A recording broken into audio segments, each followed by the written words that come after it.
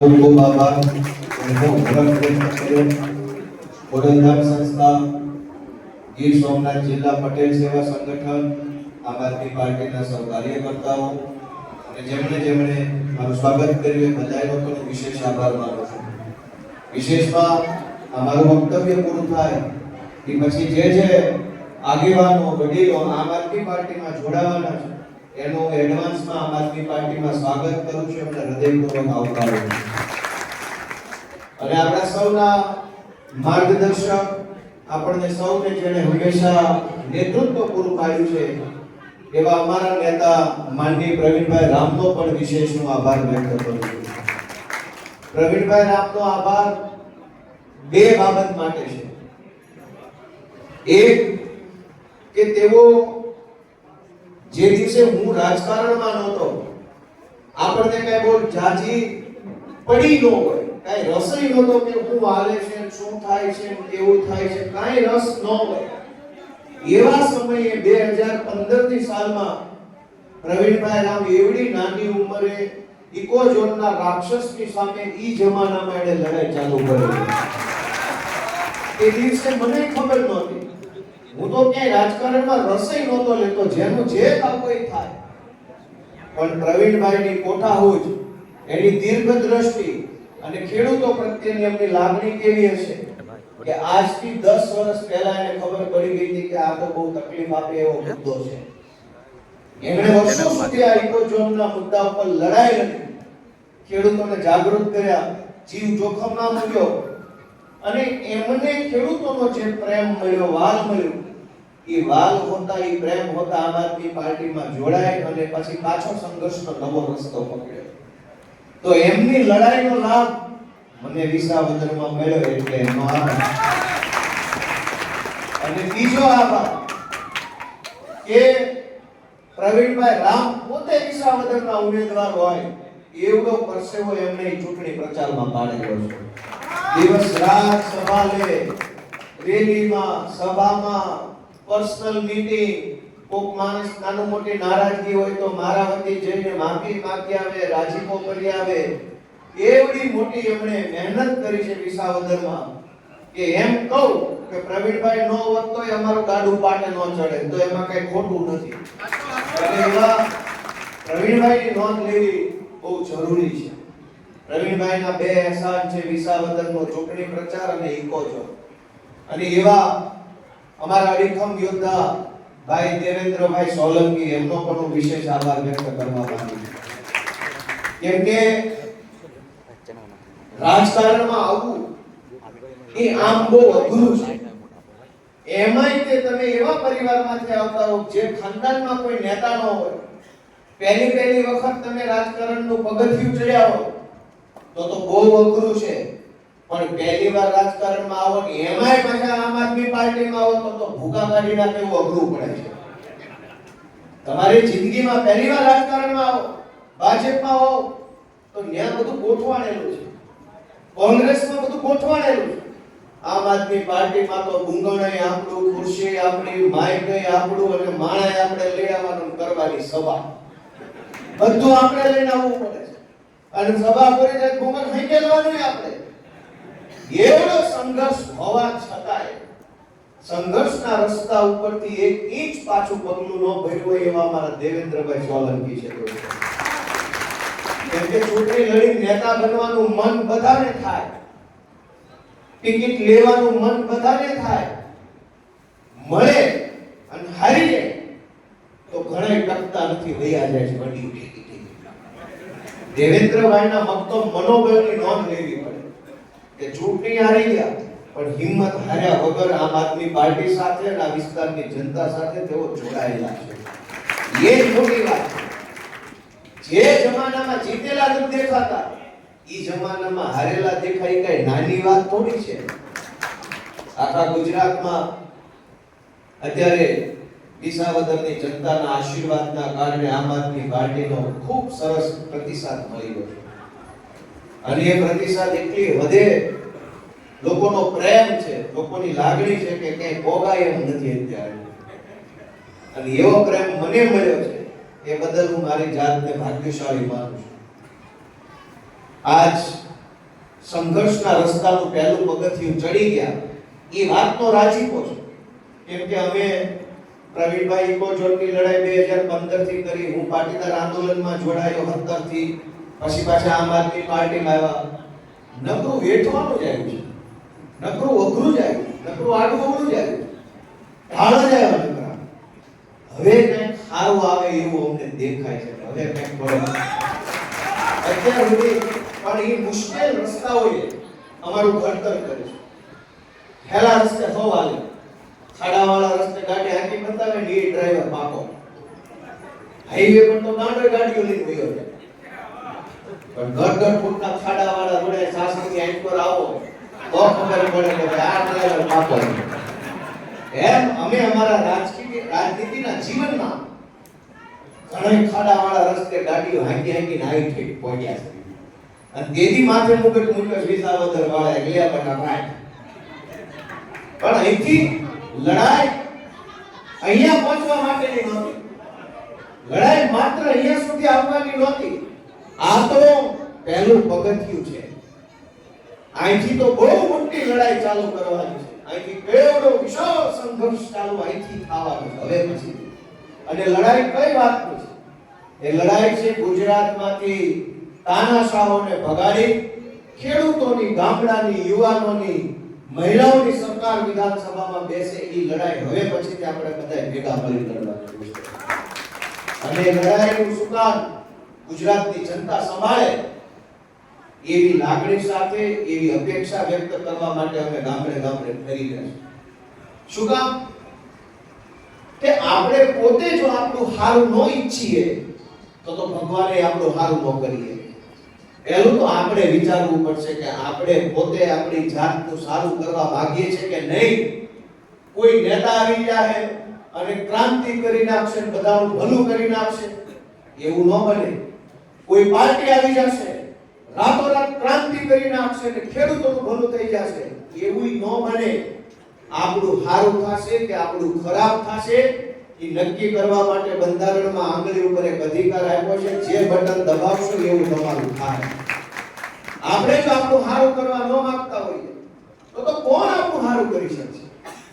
તમને મારે એક પ્રશ્ન પૂછવો છે કે આપણા આખા હોલમાં બેઠેલા 1000-2000 માણસોમાંથી લગભગ 90% મારા સહિત હુંય ભેગો લગભગ આપણે આજથી 20 વર્ષ પહેલાથી ભાજપને મત આપવાનું ચાલુ કરી દીધું હતું. લગભગ મોટા ભાગની ચૂંટણીમાં ભાજપ બટન દબાવ્યા છે. વાત સાચી છે ખોટી છે? ઓછામાં ઓછા 5-7 વખત ભાજપને મત આપીને આપણે બધાએ બેઠા છે. સાચી વાત કે ખોટી વાત? 20 વર્ષ પહેલા તમે જ્યારે ભાજપને પહેલી વખત મત આપવાની શરૂઆત કરી ત્યારે ભાજપના જે નેતા હતા ઈ આજ ક્યાં છે? અને ભાજપનું બટન દબાવવાળા તમે બધા ક્યાં પહોંચ્યા? એ ખાલી હિસાબ મારો તો ખબર પડી જાય. ગાડી રિવર્સમાં આવી કે આગળ આવી. તમે 20 વર્ષ પહેલા જ્યારથી ભાજપને મત આપવાનું શરૂ કરી દીધું પછી કોઈ પાછું વળીને જોયું જ નહીં કે આમાં થાય છે, ખડ થાય છે કે કંઈક પાક થાય છે. દબાવા જ કર્યું. અને 20 વર્ષના અંતે જે ભાજપના નેતા સીટ વગરની સાયકલ ઉપર ફરતા હતા, ગામની દુકાને બીડીના ઠોઠા વીણી પીતા હતા, ક્યાંય પહોંચી ગયા. અને એ નેતાનું બટન દબાવવા વાળા ક્યાં ગયા? અડધાએ ગળામાં ખાઈ લીધા, અડધા પંખે લટકી ગયા, અડધાએ ગામ મૂકી શહેરમાં વહી ગયા, ને અહીંયા પડ્યા રહી. હવે કેદી વારો આવે એવું માટે બેઠા છે. વાત સાચી હોય તો બધા આ પાડો, તો બધા ના પાડો.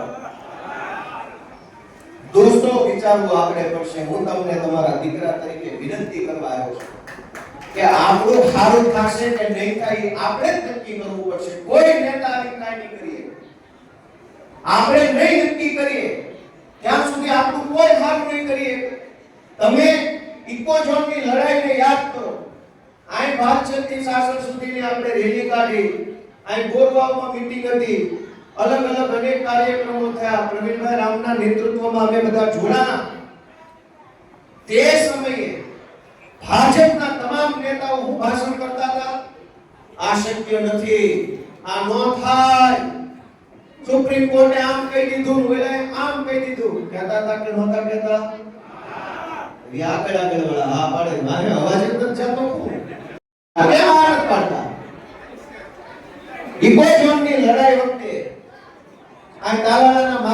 યાર્ડમાં ભાજપના મોટા ગદાવર દેતા આવેલા અને બધા એમ કહેતા હતા કે આ શક્ય નથી પણ સરકારમાં જાશું.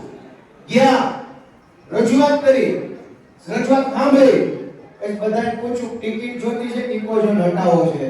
ત્યાં તો બિસ્કિટ લઈને રવાના બધા ભાગો. એક જ મુદ્દાનો કાર્યક્રમ, ઇકોઝોન કે ટિકિટ, હું લીધું હશે જોજે આવી જા પાછા. અને સમાજને, જનતાને ગુમરાહ કરતા હતા કે આ નો હટે. તે દિવસે પ્રવીણભાઈ રામ ને અમે બધા એમ કહેતા હતા કે આ શક્ય છે. કેમ અશક્ય છે? બધું થાય.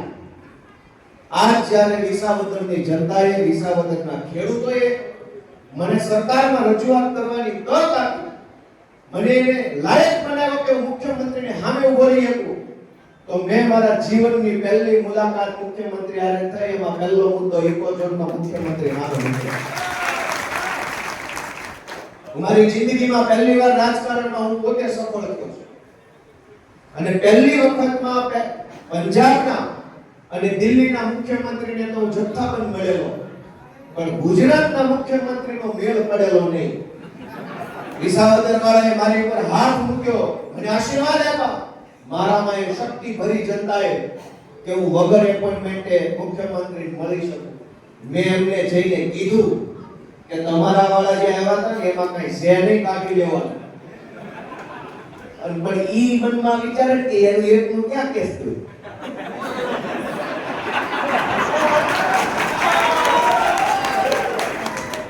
વાત કરી, ખબર પડી આ બધી વાત કરી.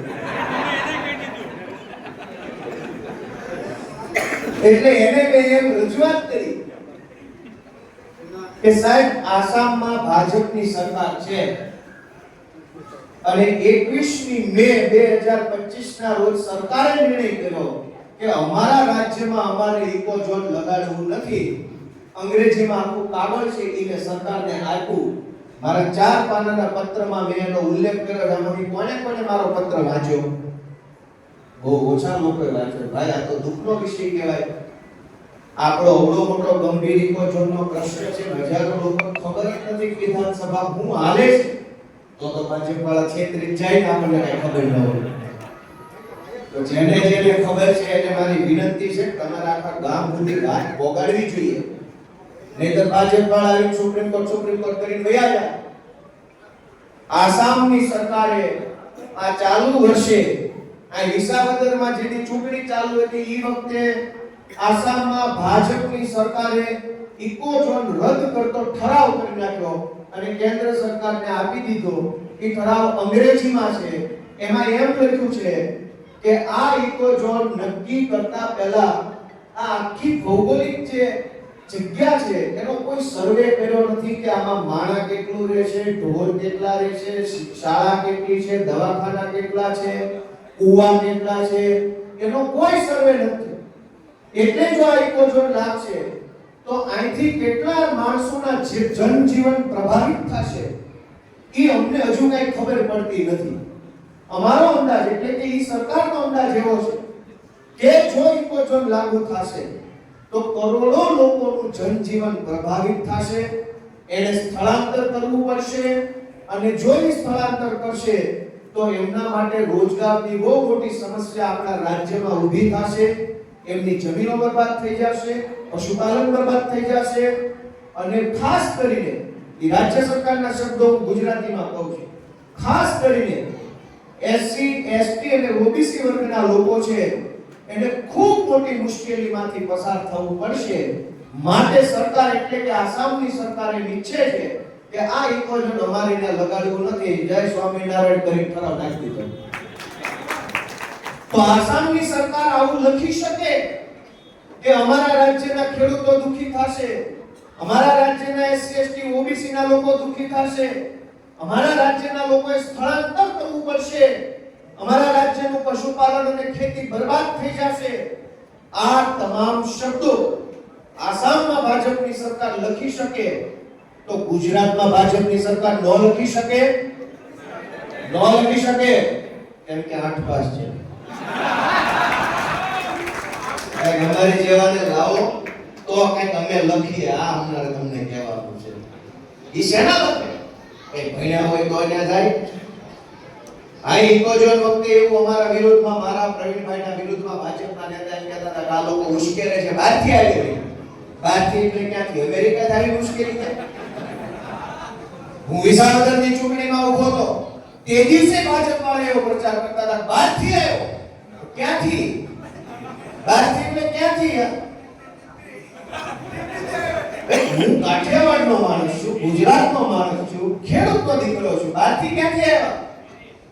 અને જે આઈના છે, હું બહારનો છું, પણ જે આઈના છે, અહીંયા શેરીમાં પોતાની જાતને એમ માને છે કે હું આઈનો છું. આઈનાએ તો નકલી મંડળીઓ બનાવી ખેડૂતોના ખિસ્સા ફાડી નાખ્યા.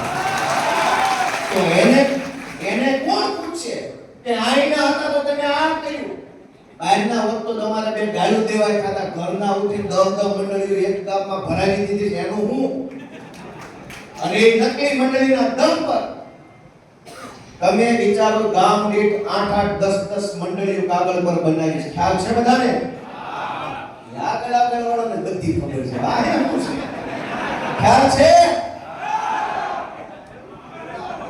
હવે આમાં શું થાય તમે સાંભળો કે હું તમને એમ પૂછું દાખલા તરીકે કે ભાઈ આ બરાબર છે કે નહીં, એટલે કોક ઢીલી આ પાડે ના પાડે. આ ભાઈ તું હાકે રાખે બારી ઘડીએ પૂછ કરવા, એટલે એનો ફરક શું પડે? એક મોબાઈલ, 2 મોબાઈલ, 3 મોબાઈલ, 4 મોબાઈલ, 5 6, ઓલી બાજુ 7 8 9 10 11 12 13 14 15 મોબાઈલમાં રેકોર્ડિંગ ચાલે છે. એ 15 માંથી 7 જણાનું ફેસબુકમાં લાઈવ છે. એ લાઈવ છે એટલે એની અંદર હંતાઈ ભાજપના કેટલાક નેતાઓ મીંદડાની જેમ સાંભળતા છે. ઈ અમથા નહીં સાંભળે. અમથા આયા કોક છે ને આત્મહત્યા કરી લે તો કોઈના પેટનું ભાજપનું પાણી નહીં હલે. પણ આજ અહીંયા સભા છે, પ્રવીણભાઈ રામ અને ગોપાલભાઈ ઇટાલી આવ્યા છે એટલે હરવા કામ કર્યા છે. હારા શબ્દ આજ સમય છે, આજ દિવસ છે કે તમે જે બોલશો ની મીંદડા ઓલી બાજુથી સાંભળશો. અમથા નહીં સાંભળે. અમથા તમારી કોઈ વાતનો જવાબ નહીં આપે, હામાં ભૂરીક્યું કરશે.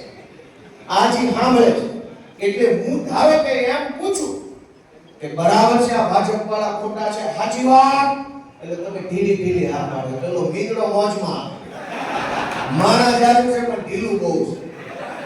પછી હું તમને પૂછું કે ભાજપ વાળા ખોટા છે, સાચી વાત, એટલે તમે કહો હા, એટલે તો મીંદડો મરે જાય એટલે ધોતિયા ફાડી નાખે એવો માહોલ. એટલે તમારી હા અને તમારી ના એટલે મીંદડા સાંભળે છે એટલા માટે તમારે કહેવું પડે સાચું હોય સાચું, ખોટું હોય ખોટું. એટલે અમથા નહીં સાંભળે. અમથા નહીં સાંભળે. આજે સાંભળતા જ હશે.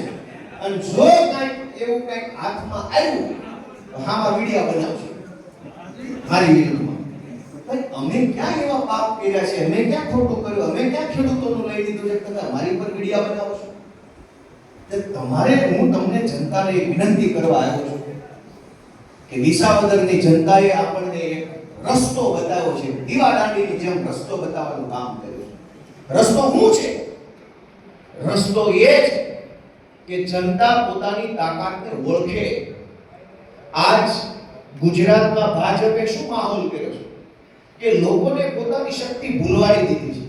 લોકોને એવું લાગે છે કે મારાથી કાંઈ નહીં થાય, હું એકલો હું કરીશ, મને એકને હું કહીશ તો મને કંઈક આમ કરી દેશે, અમારાથી કાંઈ નહીં થાય, આ નેતા બહુ તાકાતવાળો છે, દબંગ છે, આ સરકાર બહુ દબંગ છે, આ અધિકારી દબંગ છે. હું તમને એવી વિનંતી કરવા આવ્યો છું કે લોકતંત્રની અંદર જનતાની તાકાતથી મોટી તાકાત દેશમાં બીજી કોઈ નથી, એનો જાગતો પુરાવો વિસાવદર વાળાએ આપ્યો. તમે વિચારો કે કેટલા મંત્રી, કેટલા ધારાસભ્યો, કેટલા સાંસદ સભ્યો નાના વોર્ડ લેવલના લંગરિયા જ્યાં પ્રચાર કરવા, નહીં લેના નહીં દેના, ભારત માતા કી જય ગણ સોંઢાતા ગામના આવડે બેઠા ફોટા પાડી મૂકતા. આજે એટલે ફલાણા ગામમાં પ્રચાર કર્યો, ખૂબ સારો માહોલ છે. જોઈ લીધો માહોલ? સારો માહોલ તો ફોટામાં બતાવવા હાટું તો, બાકી માહોલ આઈન કરો તો 2017 ની સાલમાં ગુજરાતની વિધાનસભાના ઈ વખતના અધ્યક્ષે મારા ઉપર પ્રતિબંધ મૂક્યો કે ગોપાલ ઇટાલિયા ગુજરાતની વિધાનસભામાં નહીં આવી શકે. પ્રતિબંધ. મેન ગેટે કોમ્પ્યુટરમાં મારું નામ લાલ અક્ષરે લખાઈ ગયું.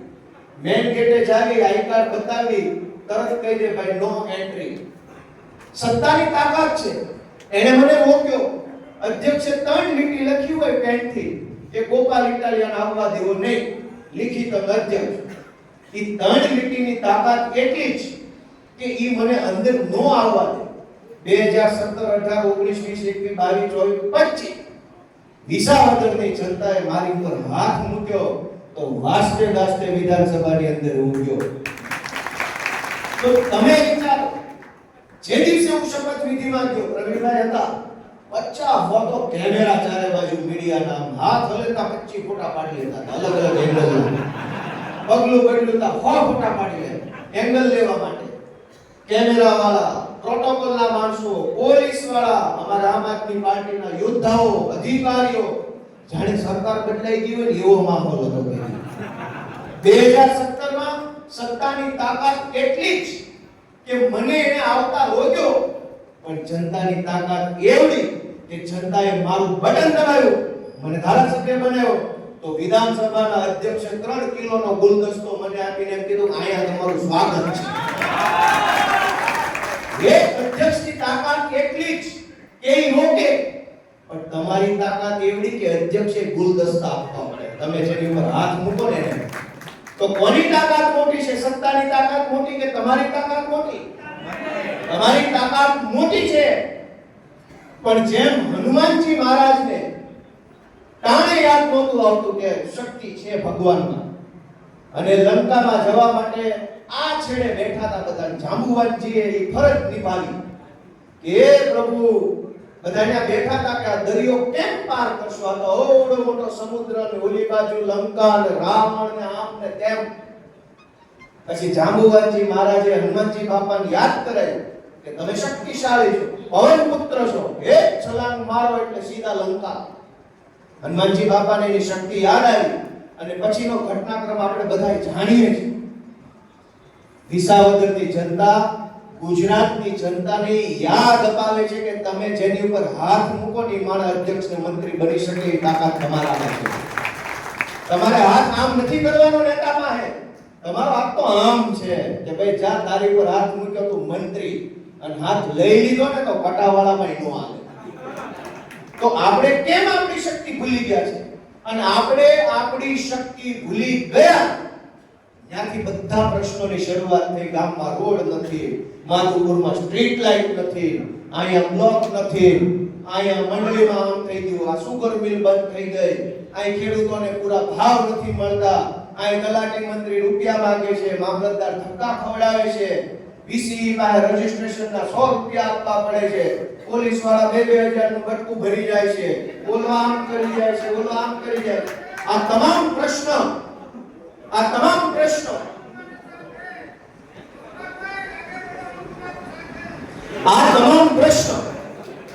આપણે જ્યારે આપણી શક્તિ ભૂલી ગયા, જનતા જ્યારે પોતાની શક્તિ ભૂલી ગઈ, પછી તો એક તલાટી માથે ચડી નાચે છે. આપણે તલાટીની ઉપર ટીડીઓ, ટીડીઓની ઉપર ડીડીઓ, ડીડીઓની ઉપર ઉપસચિવ, ઉપસચિવ ઉપર સચિવ, સચિવની ઉપર અધિક મુખ્ય સચિવ, એની ઉપર મુખ્ય સચિવ, એની ઉપર મંત્રી, એની ઉપર મુખ્યમંત્રી, અને મુખ્યમંત્રીનો બાપ એટલે જનતા. એ આ જનતા, આ ખેડૂતો. પણ તમે વિચારો, બાપને છોકરા નહીં, છોકરાના છોકરાના છોકરાના છોકરાના છોકરાનો પટાવાળા ડોળા કાઢી જાય છે. તો ભૂલ કોની કહેવાય? ઓલા ડોળા કાઢવા વાળાની, જેની સામે ડોળા થઈ જાય છે એની. આંખ કોને ઉગાડવાની છે? ડોળા કાઢનારે નહીં, પણ ડોળા કાઢનારની સામે આંખ જેની બંધ થઈ ગઈ છે ને, એકવાર આંખ ઉગાડે અને આંખમાંથી એવો અગ્નિ વરસે કે આ બધા ભાગી જાય અને નાશ થઈ જાય. દોસ્તો, એ તાકાત આપણી પાસે છે. હું તમારા દીકરા તરીકે તમને હાથ જોડવા આવ્યો છું કે ક્યાં સુધી સહન કરવું છે, કેટલું સહન કરવું છે, અને હું નથી સહન કરતા. તમે એક મુદ્દાને બાદ કરીને બધું જ સહન કરી લઈએ છીએ. આપણે ખરાબ રોડ સહન કરી લઈએ, ગામની અંદર ભાજપનો કોઈ વ્યક્તિ કે ભાજપ સમર્થિત નેતાની દાદાગીરી સહન કરી લઈએ, તલાટીનું અપમાન, તલાટી આપણું અપમાન કરે એ સહન કરી લઈએ, મામલતદારના ધક્કા સહન કરી લઈએ, બેંકની લાઈનો સહન કરી લઈએ, બધું જ સહન કરી લઈએ. શું કામ? એક વસ્તુ તો આપણે સહન નથી કરતા, બાપ દાદાની જમીનમાં ભાઈઓ ભાગ પડે, 1.5 વીઘા ઓલી બાજુ વધુ વહી જાય તો એ મેળ જ ન પડે, એમાં બાથી લેવાનું જ થાય. અગા ભાઈને 1 વીઘો જમીન જો વધુ વહી ગઈ ભાગ બટાઈમાં, વારસાગત જમીનમાં, તો મામલતદારમાં અરજી, ત્યાંથી નિકાલ થાય એટલે અપીલ, પ્રાંતમાં અપીલ, પ્રાંતની અપીલ, કલેક્ટરની અપીલ, એસએસઆરડી, હાઈકોર્ટ સુધી લડી દેવાનું. શું કામ? 1 વીઘો જમીન હગા ભાઈ વધુ ન ચાલી જોઈએ. 1 વીઘો જમીન હગા ભાઈને બેનને વધુ ન જાય એ આપણે એની કાળજી રાખીએ છીએ. પણ કરોડો રૂપિયાની કટકી આ ભાજપના માણસો આપણા ટેક્સના પૈસામાંથી કરી જાય છે અને કોઈના પેટનું પાણી નથી હલતું. દોસ્તો, આપણે જાગવું પડશે. હું તમારા છોકરા તરીકે તમને વિનંતી કરવા આવ્યો છું. આપણે ઘણીવાર એમ કહીએ કે પ્રશ્ન આ છે, રોડનો પ્રશ્ન, જેમ કે હું અહીંયા આવ્યો માધવપુર અથવા ગમે એ ગામમાં જાઉં તો અમારા કાર્યકર્તા, આમ જનતા, જાગૃત નાગરિકો મારું ધ્યાન દોરે. તમે માઇકમાં આ મુદ્દો બોલજો, પેલો મુદ્દો બોલજો, સુગર મિલ વાળું થોડું ભીજ દઈને બોલજો, સ્ટ્રીટ લાઇટ વાળું જરાક તાણીને બોલજો. મુદ્દો સ્ટ્રીટ લાઇટ, ગટર, ખેડૂતને પૂરા ભાવ, ઇકો ઝોન, જંગલી જાનવરોનો ત્રાસ, જંગલ ખાતાના માણસોનો ત્રાસ.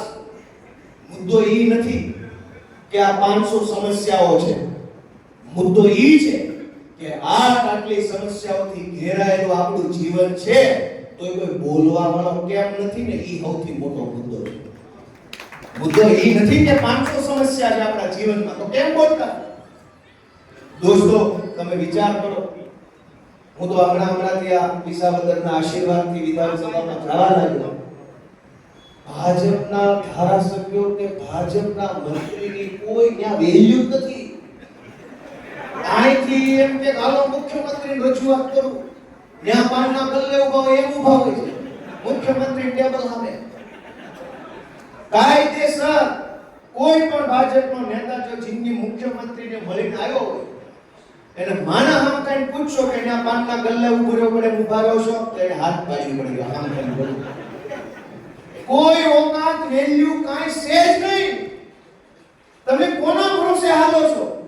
તમને એમ થાય કે આ મુદ્દો આવે હાલો ધારાસભ્ય કહીએ, પણ હવે ઈ તો પટાવાળો છે ત્યાં અંદર. આ ધારાસભ્ય છે જેનો રાજ્ય આવતી નાટક 9 લાખ માળવાનો રાજા આવતો, માઈક મારી કે માઈ આવતો, રાજ્ય બધા બેઠા હોય, નાટક ચાલુ હોય, ભવાય એટલે બોલો છે બાપે નાનપણથી અપાઈ જાય. હવારે ખબર પડે કે આ તો ઘાટમાં બે થાય કે ન થાય એવું. આ માળા ફેંકી નાખી દે, લઈ જા વધામણી. આ બધા એવા છે, અહીંયા આવે ત્યારે મોટા એમ લાગે કે આ તો કદાવર નેતા છે. હું ખબર ને અંધારામાં થાળી વાટક્યા નહીં ધોવડાવતા હોય આપણે ક્યાં ખબર છે. હા આવે ભલું થાજો ભાઈ. વિસાવદરના અમારા ખેડૂતોનું ભગવાન એને બહુ સુખી કરે કે મને ત્યાં મોકલ્યો તો હું ત્યાંથી બધું જાણીને આ બધું આખા ગામને કહી દેવું છે. ગામમાં બધું આખું ખુલ્લું પાડી દેવું છે. આનું આમ આવે છે.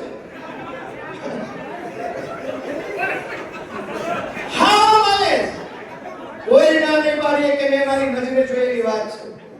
કોઈ ના નહીં